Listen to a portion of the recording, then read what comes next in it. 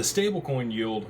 So this was the alternative, the two options that the banks had when they originally proposed the Genius Act. At least this is how it was stated to me by somebody that was dealing with all that. They gave the banks an ultimatum.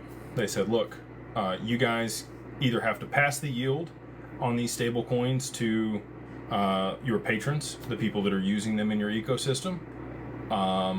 And if you do that, then we won't allow the fintechs to issue stable coins.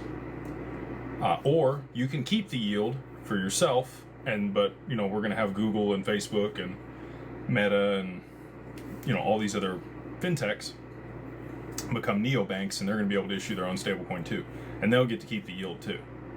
And the banks, being greedy and wanting to keep the yield, chose to keep the yield and allow for these other counterparties to also issue stablecoins.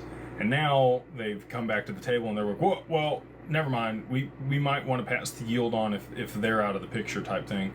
But it's too late. The bill's already been passed as the way it was. And so I think there's just a lot of back and forth to buy time here to make it look as though there's not a way for them to move forward on stablecoins.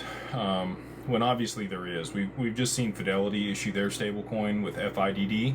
And I think you're going to see many, many more stablecoins start to come to the surface in the near future with these other financial institutions starting to build out their stablecoins. And Ripple's well positioned. They have Rail, which helps any institution issue their stablecoin. Guess where they're going to be issuing it? On the EVM sidechain of the XRPL.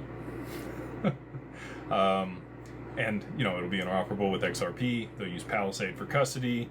You'll have the ability to leverage that through Ripple Prime, and they'll also be able to manage your treasury there at Ripple Treasury. And that's their full scope of product. That's Ripple One, basically for institutions to be able to issue stable coins and then get all the benefits with a prime broker and treasury management and custody and identity all in one stop shop.